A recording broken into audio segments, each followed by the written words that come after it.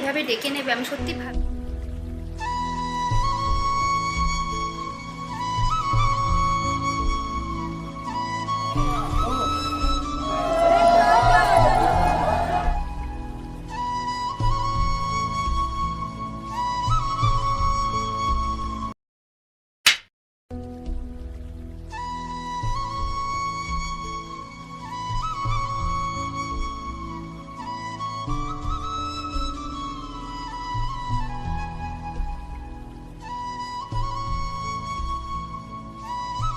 কেমন আছি সবাই? আশা করছি সকলেই ভালো আছে, সুস্থ আছে।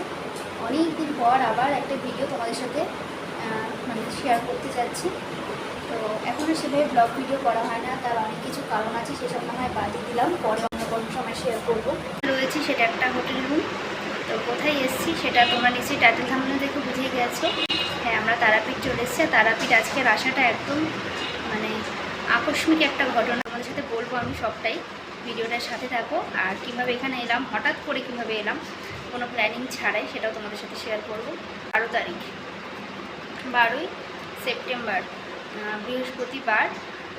এখন বাজে বিকেল না সন্ধে, এখন প্রায় সন্ধে হতে চলেছে, 5:45 মতন বাজে। আমরা জাস্ট এই 5টা 10 নাগাদ এখানে ঢুকেছি। আমি স্নান করলাম, কারণ রাস্তায় প্রচণ্ড ধুলো, প্রচণ্ড মাথা যন্ত্রণা করছিল আমার। আর ওই জন্য স্নান করে নিলাম একবারে। স্নান করে ফ্রেশ হয়ে তারপরে ভিডিওটা স্টার্ট করছি। ভিডিওটার সাথে থাকো। আগামীকাল পর্যন্ত আমরা তারাপীঠে রয়েছি। তো কী করছি সেটা তোমাদের সাথে অবশ্যই শেয়ার করবো। আইসক্রিম নিয়ে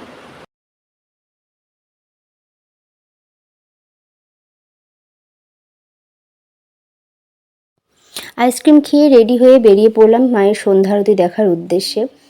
তো সন্ধ্যাবেলা যেহেতু পৌঁছে গেছি, তাই সন্ধ্যা আরতিটা কোনোভাবেই মিস করতে চাইছিলাম না। আর এই সামনে যে দাদা বৌদিটা যাচ্ছে, এনাদের সাথেই আমরা এসেছি। প্রথমবার ফার্স্ট এক্সপিরিয়েন্স ওই দাদা বৌদিদের সাথে ঘুরতে যাওয়ার, আর ভীষণ ভীষণ ভালো। তবে হ্যাঁ, আমি ওনাদের জিজ্ঞেস করিনি যে ক্যামেরার সামনে আসতে কোনো প্রবলেম আছে নাকি, তাই জন্য আমি আর ওনাদেরকে ফ্রন্ট থেকে ভিডিও করিনি সেভাবে, কারণ সবার তো সব কমফোর্টেবল হয় না।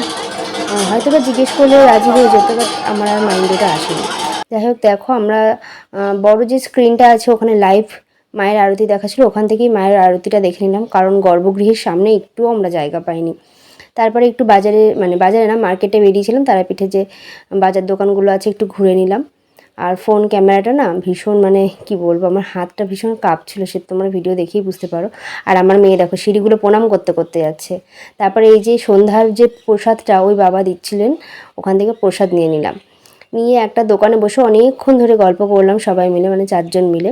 আমার মেয়েও ছিল সাথে, অবশ্য 5জন আমরা। তো গল্প করার পরে তারপরে হাঁটতে হাঁটতে রাতের খাবারের উদ্দেশ্যে চলে আসলাম এই রেস্টুরেন্টে। আমি না নামটা ভুলে গেছি, কিন্তু তোমাদের বলে বোঝাতে পারবো না, এত ভালো নিরামিষ খাবার। আমি সত্যি বলছি, খুব কম খেয়েছি। হ্যাঁ, মায়াপুরের যে নিরামিষ ভোগটা হয় ভীষণ ভালো খেয়েছি, আর এইখানে খুব ভালো লাগলো খেতে। তো আমার মেয়ে আর ওই দাদা একটা থালি নিয়েছিল, ভেজ থালি।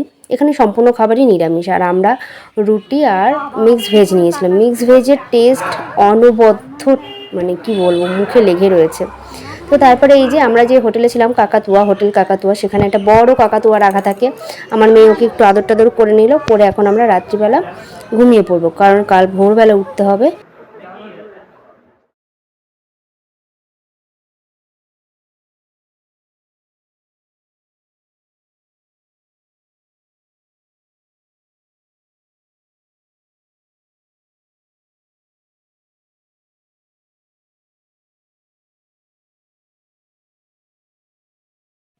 প্রায় 5টা মতন বাজে। তো সুন্দরভাবে পুজো দেওয়া শুরু করেছি আমরা। লাইনে দাঁড়িয়েছি। আমাদের যে পান্ডা ঠাকুরমশাই ছিলেন, তিনি বলে দিয়েছিলেন মায়ের গর্ভগৃহের বাইরে থেকে যদি কোনো ছবি ভিডিও করতে চাও তাহলে করতে পারো। সেজন্য চেষ্টা করলাম বাইরে থেকে একটা ছোট্ট ভিডিও নেওয়ার। তো আমি দেখো শাড়ি যেহেতু আনিনি, চুড়িদার পরেই পুজো দিয়েছি। আর এখানে এই দিদি আর দাদা ভাইয়ের একটা অনেক দিনের ইচ্ছে ছিল যে ওনারা বাইরে এরকম যারা বসে থাকে মন্দিরের বাইরে তাদের চা বিস্কুট খাওয়াবে। তো তারা ওই কাজটাই করছিল, আর আমরা আমাদের সাধ্য মতন তাদের দিয়েছি কিছু। যাই হোক, তারপরে দেখো মহাশ্মশানে এসে অনেকক্ষণ বসেছিলাম, আর ইনি গান করছিলেন, ভীষণ ভালো লাগছিল। যতদূর আমি জানি বাউল গান বলে, বাউল গান করছিল, যেটুকু আমি বুঝেছি। তো তারপরে চারপাশে তোমাদের একটু ঘুরিয়ে দেখলাম, আর বামদেবের মন্দিরে একটু প্রণামও করে নিলাম। ভোরবেলা চলে গেছিলাম পুজো দিতে, আর ভীষণ সুন্দর পুজো দিয়েছি, মাকে একদম জড়িয়ে ধরে পুজো দিয়েছি। এই নিয়ে 3বার আসলাম, না এই নিয়ে এসছি অনেকবার, মানে তারাপীঠ এসছি প্রায় 5বার হলো, তবে এই লাস্ট 3বার যে আসলাম ভীষণ ভালো পুজো দিয়েছি, একদম মন শান্ত হয়ে গেছে, এত সুন্দর পুজো দিয়েছি।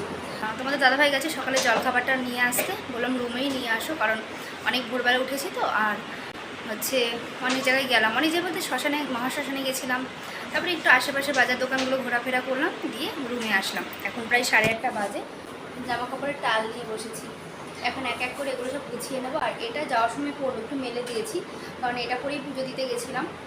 আর এখান থেকে যাব আবার আরও এক জায়গায়, তো কোথায় যাব সেটাও তোমাদের সাথে অবশ্যই শেয়ার করবো, পুরো ভিডিওটার সাথে থাকো। আজ আমাকে এভাবে ডেকে নেবে আমি সত্যি ভাবিনি, এতটাই আমি আনন্দ পেয়েছি কি বলবো, যে কারণ আমার চোখ মুখ দেখে নিচ্ছি, তোমরা বুঝতে পারছো টায়ার্ডনেস আমার কতটা দূরে হয়ে চলে গেছে, একমাত্র একটাই কারণ মা আমাকে এভাবে ডেকেছে। যাই হোক, তো ঘটনাটা যেটা ঘটেছে সেটা হচ্ছে তোমাদের বলি, তোমাদের দাদাভাই আসছিলো কাজে, তো ওই দাদাদেরকে নিয়ে আসছিলো, এবার দাদারা 2জন মানুষ, হাজব্যান্ড ওয়াইফ 2জন। তো ও জাস্ট বলেছে যে তোমরা 2জন যাচ্ছ, আমি তো একাই থাকবো, তাহলে একটা কাজ করি আমার ফ্যামিলি নেই। স্কুল থেকে মেয়েকে নিয়ে এসে দুপুরে সকালের টিফিনটা করাচ্ছি, তখন কটা বাজে 11:30 মতন বাজে, আমার হাতে ব্যথা 11:30 মতন বাজে। আমি ওকে বললাম আমি খাওয়াচ্ছি, ও আমাকে ফোন করলো, করে বললো যে লিপিকা তারাপীঠ যাবো, রেডি হও। তো আমি জানি ও কাজে আসছে, তো আমি বললাম যে হ্যাঁ, তো তুমি বেরিয়ে গেছো, তো না তুমি রেডি হয়ে নাও, তারাপীঠ যাবো আমরা। আচ্ছা আমরাও যাবো, বলছে হ্যাঁ। আর তো মানে কোনো অপশানই ভাবিনি যে কী হবে, কেন হবে, কখন হবে, কিছু কোয়েশ্চেন না। আচ্ছা ঠিক আছে, কখন আসছো, বলছে যে এই তো তুমি রেডি হও না, আমরা যাচ্ছি। দিয়ে আমি জাস্ট তোমাদের কি বলবো, কোনো প্যাকিং ছিল না, কিছু ছিল না, আমার আর মেয়ের দুটো জামা নিয়ে একটা জামা গায়ে দিয়ে বেরিয়েছি ঠিক 45 মিনিটের মধ্যে। মানে তারা আমার ডেকেছে, আর আমি মানে কী বলবো লেট করবো এটা ভাবতে পারিনি, মাইন্ডে যেটা এসছে যেভাবে এসছে নিয়ে চলে এসেছি। তো এই জন্যই দেখতে পাচ্ছ একটাই জামা কাপড় পরে রয়েছি তখন থেকে। মেয়ে হচ্ছে এটা পরেই পুজো দিয়েছে, এটা পরেই বাড়ি যাবে, কারণ ড্রেস সেরকম কিছু আনিনি। যাই হোক, সেটা পরের বিষয়। এন্ড অফ দ্য ডে আমি ভীষণ হ্যাপি যে আমি এইভাবে তারাপীঠ আসতে পারবো, মানে ভাবতে পারি না, সেটা হয়েছে, খুব খুব খুব খুশি। যাই হোক, এখন আর কথা বলবো না, ওরা আসুক, আমি জামা কাপড়গুলো ভাঁজ করে নিই, ওরা আস্তে আস্তে। আমরা যে হোটেলে আছি চলো এক ঝলক দেখিয়ে দিই। এই যে দরজা দিয়ে ঢুকতেই বাঁ সাইডে দেখো একটা বাথরুম, আর বাথরুমটা বেশ নিট অ্যান্ড ক্লিন আছে, তো সেটা নিয়ে কোনো সমস্যা নেই। আর রুমটা হয়তো একটু ছোট, বাট বেশ পরিষ্কার পরিচ্ছন্ন। সামনেই খাট, একদম সামনে বাথরুম থেকে ঠিক উল্টো দিকে তাকালেই খাট, আর এই সাইডে রয়েছে একটা টিভি ক্যাবিনেট, ওয়ার্ড্রোব, আর একটা টিভি, তার পাশে একটা ফোন রাখা রয়েছে এমার্জেন্সি কলের জন্য। তো এখানে আমাদের কিছু জিনিসপত্র রাখা রয়েছে, দেখতেই পাচ্ছে ছড়ানো ছিটানো। আর এই যে ঠিক খাটের পিছনেই রয়েছে জানলা, একটা বড় জানলা কাঁচের। এসিটা চলছে বলে এখন কাঁচটা দিয়ে রেখেছি, তাই তোমাদের এভাবেই দেখাচ্ছি। আর এখান দিয়ে পুরো মায়ের মন্দিরটার সামনের দিয়ে রাস্তাটা চলে যায়, একদম একটুখানি, মানে হোটেল থেকে 2 মিনিটের রাস্তা মায়ের মন্দির। আর এই যেখানে ড্রেসিং টেবিল আর একটা টেবিল, ব্যাস। তারপরে দেখো সকালের খাবারটা নিয়ে বসে গেছি, ওরা খেলো মুড়ি ঘুগনি আর আমরা লুচি ঘুগনি। তো তারপরে দেখো একটু রেস্ট নিয়ে বেরিয়ে পড়েছি, একটু তাড়াতাড়ি বেরিয়ে পড়লাম, প্রায় 11:30 পৌনে 12 নাগাদ আমরা সবাই রুম ছেড়ে দিয়েছি। আর দেখো চারপাশে কাশবন দেখতে দেখতে যাচ্ছি, ভীষণ ভালো লাগছে। তবে ওয়েদারটা আজকে ভীষণ মেঘলা, দেখো দেখতে দেখতে বৃষ্টিও শুরু হয়ে গেল। তবে আজ মনে হচ্ছে আকাশ ভেঙে বৃষ্টি পড়বে, মানে এতটাই অন্ধকার হয়ে এসছে চারপাশটা। তো দুপুরে খাওয়া দাওয়া তো কমপ্লিট করে বেরোয়নি, আমরা 11:30টায় বেরিয়েছি। প্ল্যান ছিল যে রাস্তায় কিছু খেয়ে নেবো, তবে বৃষ্টির চক্করে কোথাও দাঁড়ানোই হচ্ছে না, এত বৃষ্টি হচ্ছে তোমাদের কি বলবো। এখন একটু বৃষ্টিটা ধরেছে, প্রায় 3:30 মতন বাজে। তো রাস্তা দিয়ে এখন যেতে যেতে, মানে হাই রোড দিয়ে যেতে যেতে আমরা খুঁজছি যে কোথায় একটা ভালো কোনো রেস্টুরেন্ট পাই, বা কোনো ধাবা, মানে রোড সাইড যে ধাবা থাকে সেই ধাবাগুলো পাই। তো ফাইনালি প্রায় 3:45 বাজে একটা ধাবা আমরা পেয়েছি, ধাবা না, এটা একটা ক্যাফে টাইপের। তো দেখে বাইরে থেকে ভালোই মনে হলো, সেজন্য ভিতরে যাওয়ার কথা ভাবনা চিন্তা নিলাম। আর বাচ্চা রয়েছে সাথে, খিদেও পেয়ে গেছে সবার। তো ভিতরে ঢুকে দেখছি অ্যাম্বিয়েন্সটা বেশ ভালো। তো দেখো চারপাশটা ভীষণ সুন্দরভাবে ডেকোরেট করা। তবে ওদের খাবার কোয়ান্টিটি না, খাবারের মেনুর আইটেমটা আর কি কম ছিল। তো আমরা যেমন চেয়েছিলাম সেরকম পাইনি, তাই জন্য সবাই বিরিয়ানি নিয়ে নিয়েছিলাম। একমাত্র শুধু ওই দিদি ফ্রাইড রাইস নিয়েছে, মিক্সড ফ্রাইড রাইস, আর একটা চিকেনের আইটেম নিয়েছিল, সেটা আর তোমাদের সাথে শেয়ার করা হয়নি। আমরা বিরিয়ানি নিয়েছিলাম, তো বিরিয়ানির টেস্টও বেশ ভালো ছিল এবং কোয়ান্টিটিও খুব ভালো ছিল। তো এই যে কোল্ড ক্যাফে, এই ক্যাফেটা এখনও রেডি হচ্ছে, একদম হাই রোডের পাশেই, তবে জায়গাটা আমার জানা নেই, মানে সেদিন আর জিজ্ঞেস করা হয়নি যে আমরা কোন জায়গায় রয়েছি। তারপরে দেখো আইসক্রিম নিয়ে নিয়েছিলাম, গাড়িতে আইসক্রিম খেতে খেতে রওনা দিয়ে দিয়েছি আমাদের নেক্সট গন্তব্যে। বিকেল হয়ে এসছে প্রায়, আর যেহেতু মেঘলা ওয়েদার না, আজকে একটু তাড়াতাড়ি যেন অন্ধকার হয়ে যাচ্ছে। বলো তো এটা কোথায় চলে এসেছি, দেখে কি কেউ চিনতে পারছো? হ্যাঁ, এবার নিশ্চয়ই চিনতেই পেরে গেছো। একদম ঠিক, আমরা চলে এসেছি মায়াপুরে। মায়াপুর ধামে আমরা সন্ধ্যা আরতি দেখে তারপর আমরা বাড়ির উদ্দেশ্যে রওনা দেব।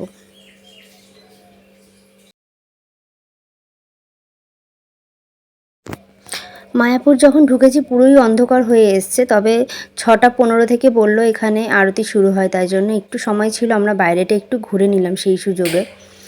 তো তারপরে দেখো সন্ধ্যা আরতি দেখে একদম অন্ধকার হয়ে গেছে, বেরিয়ে এসেছি। তারপরে এই যে সেই ভাইরাল দাদার দোকান, তোমরা দেখি চিনতে পারো কি না আমাকে অবশ্যই কমেন্টে জানিও, আমি তোমাদের শেষে বলছি যে এটা কে। হয়তো তোমরা চিনেই গেছো এতক্ষণে। তো সেখান থেকেই বিরিয়ানি নিয়ে নিয়েছি, আর হ্যাঁ ভেজ বিরিয়ানি, মায়াপুর থেকে ভেজ বিরিয়ানি, ভাইরাল দাদার দোকান, আর কিছু বলার নেই, নিশ্চয়ই বুঝতেই পারবে। তো বিরিয়ানি পার্সেল করে নিয়ে বাড়ি ফেরার পথে 1 কাপ দারুণ চা খেয়ে বাড়ির উদ্দেশ্যে আবার রওনা দিয়ে দিয়েছি আমরা। আমাদের সাথে শেয়ার করার আছে, তোমার দাদা এটা এখন বোঝাতে ব্যস্ত। আর চোখ মুখের অবস্থা দেখে বুঝতেই পারছো ভীষণ মানে বিধ্বস্ত হয়ে রয়েছি। তো গেছিলাম মায়াপুর, সেখানে ভিডিও সেভাবে কিছু করতে পারিনি, তবে মায়াপুরের বিখ্যাত রান্নাদার বিরিয়ানি আমরা ওখান থেকে নিয়ে এসেছি, পার্সেল করে নিয়ে এসেছি। আসতে, কারণ দুপুরবেলা খাওয়া দাওয়া করার পরে কারোর পেটে এতটুকু জায়গা ছিল না। তাও এদিকে এসে মায়াপুর থেকে বেরিয়ে এসে, ওটা কোন জায়গা ছিল গো যেখানে চা খেলাম? শান্তিপুরের একটা জায়গা থেকে চা খেলাম। চাটা মানে এতটাই ভালো হয়েছিল, তোমাদের কি বলবো, মানে বিভৎস ভালো চা হয়েছিল। তো সেই চাটা খেলাম ওখানে। এটা কি হয়ে গেল? যাই হোক, তো চা খেয়ে, শুধু চাটুকুই খেয়েছি ওই দুপুরে খাওয়া দাওয়ার পরে। চা খাওয়ার পরে মানে চা খেয়ে এখন বাড়িতে ওই জন্য পার্সেল নিয়েছি, সেটা এখন খাবো। এখন প্রায় 10:15 মতন বাজে।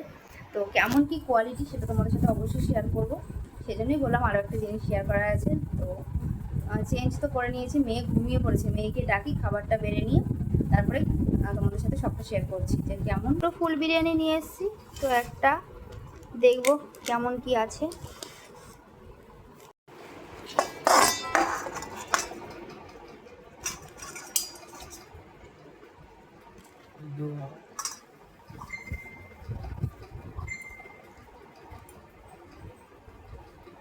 ওগুলো কি?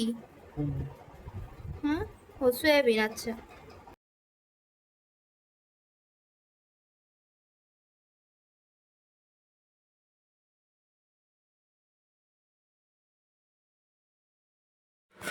বেশ অনেকগুলো টুকরো সয়াবিন ছিল, 7-8 টুকরো সয়াবিন ছিল, তার সাথে 1 পিস গোটা আলু ছিল, মানে বড় আলু ছিল, আর 2 পিস মতন পনির ছিল একটা ফুল প্লেট বিরিয়ানিতে।